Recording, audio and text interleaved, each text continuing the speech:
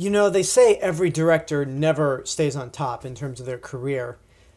Given Pixar's track record, I was hoping that they would stay on top forever.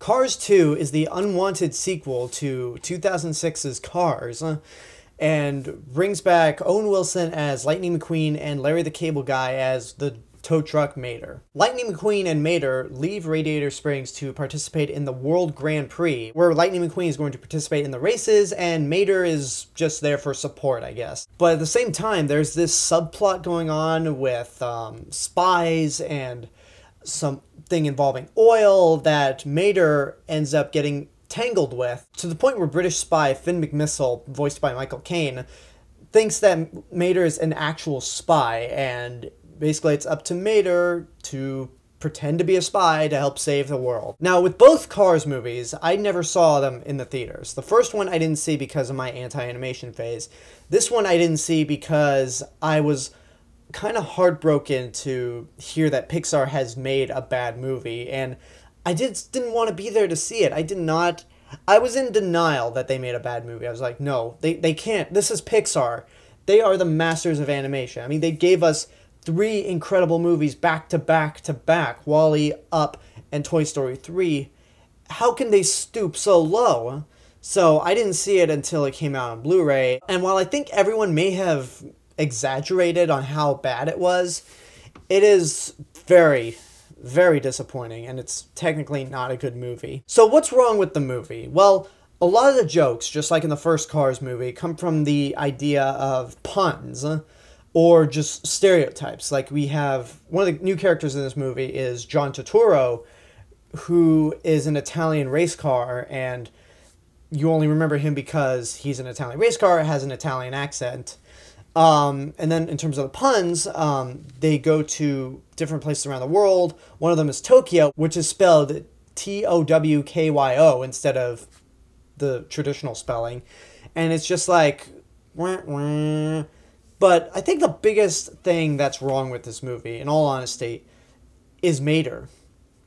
In the first Cars movie, he was the side character that was mainly there to be comic relief, and I kind of liked him as a side character, because you put him in an hour-and-a-half long movie as your main character.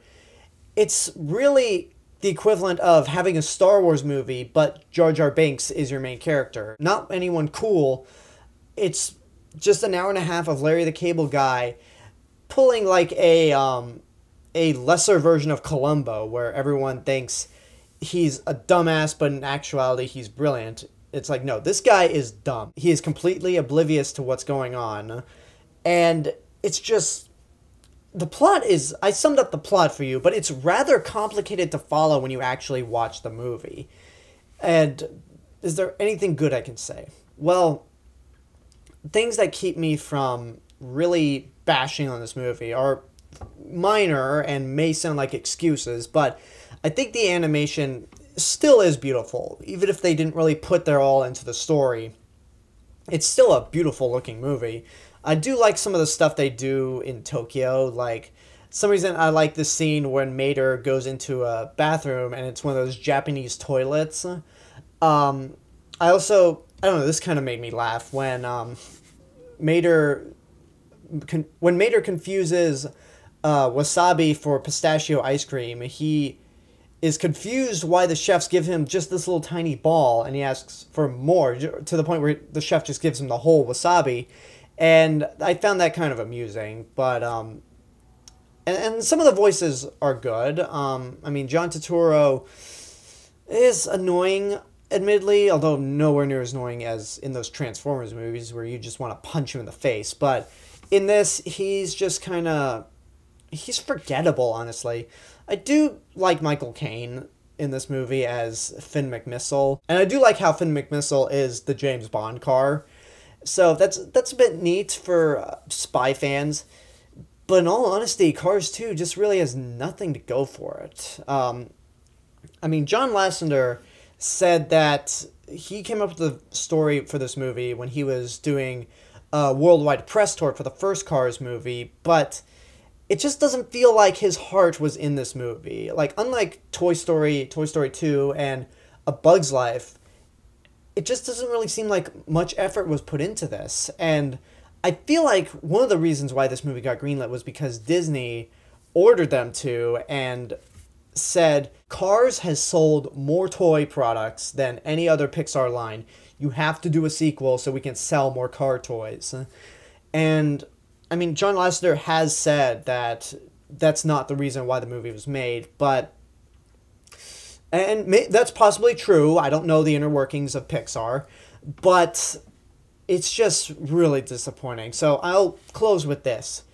If this had been something from DreamWorks, Fox, or Sony Animation, then maybe I could go, well, it's harmless enough. It's not particularly good, but it's not harmful or anything. It's not really disappointing. It's just an average animated movie. But this is Pixar, the studio that gave us Toy Story, Finding Nemo, The Incredibles, WALL-E, Ratatouille, Up, Bug's Life, Monsters, Inc., with that whole library of excellent films, or really, really great movies. You expect much more from them. So it kind of, even though my expectations were so low seeing this movie, and I wasn't as upset as many other people were, it is a severe disappointment, and it really does pain me that this is the, to date, only Pixar movie that I have to say not to waste your money on. It's fine as a babysitting movie, and there are a few good moments sprinkled here and there, but in all honesty, it's not very good, and it's very disappointing. With Cars 2 being the only bad movie they've done after like 15, 16 years since the first Toy Story came out, it's pretty impressive that only then they had their first bad movie. But hey, luckily, in my opinion, that's the only bad movie Pixar has done. And that's my review for Cars 2. We got one more Pixar movie to review before the release of The Good Dinosaur. Look for that review next week. But until then, leave a comment and tell me what you thought of this movie. If you've seen it, what did you think? Like, subscribe, share me with your friends. And this is the real Mr. Robinson telling you there's only one.